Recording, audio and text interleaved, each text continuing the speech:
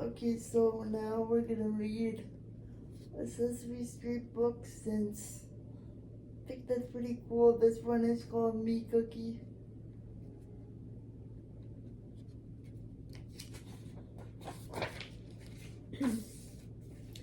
One spring morning, a little blue monster was born.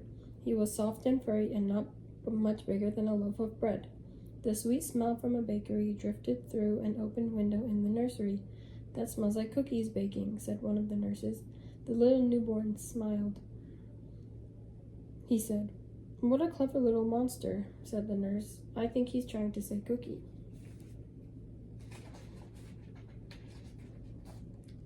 That clever little monster was a happy baby. He smiled and gurgled and liked to play with his toes. He was also a good eater and always drank his bottle down to the last drop. Baby Monster's favorite sound was coo, and he said it nearly all the time.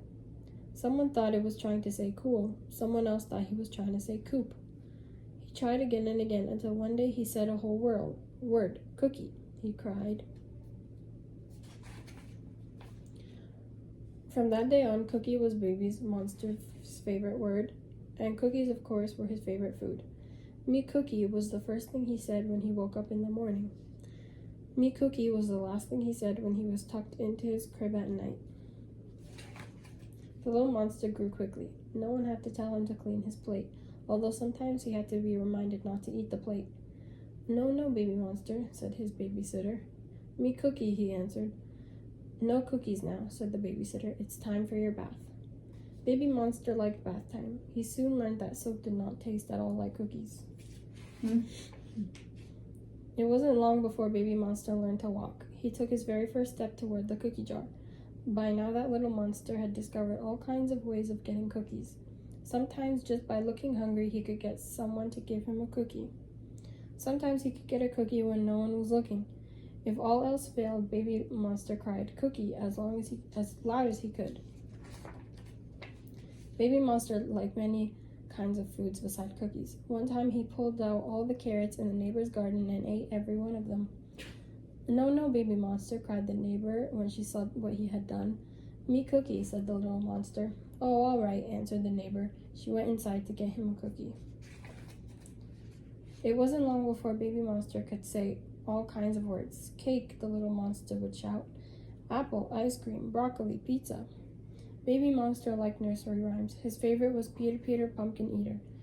He liked Little Miss Muffet too, and wondered what curds and why it tasted like. At Baby Monster's birthday party, he ate his birthday cake all by himself. At Ernie's birthday party, he ate Ernie's birthday cake all by himself. It soon became clear that if Baby Monster was at a birthday party, there had to be two cakes, one for Baby Monster and one for everyone else. Baby Monster grew to be a little monster. His favorite toy was his play kitchen. His favorite place in the park was the sandbox, where he made sand cakes and sand pies and sandwiches. He was a happy little monster, except for one thing, and that thing was his name. Every time someone called him baby, he would say, "Me cookie." Sometimes he would get a cookie and sometimes he wouldn't, but each time he would think, "Oh brother, why do they not understand?" One day, that blue monster decided to do something drastic. When his babysitter called him baby, he said, "Me cookie," just like he always did, but this time when he was handed a cookie, he shook his head and said no. "No," cried his babysitter, "are you feeling all right?"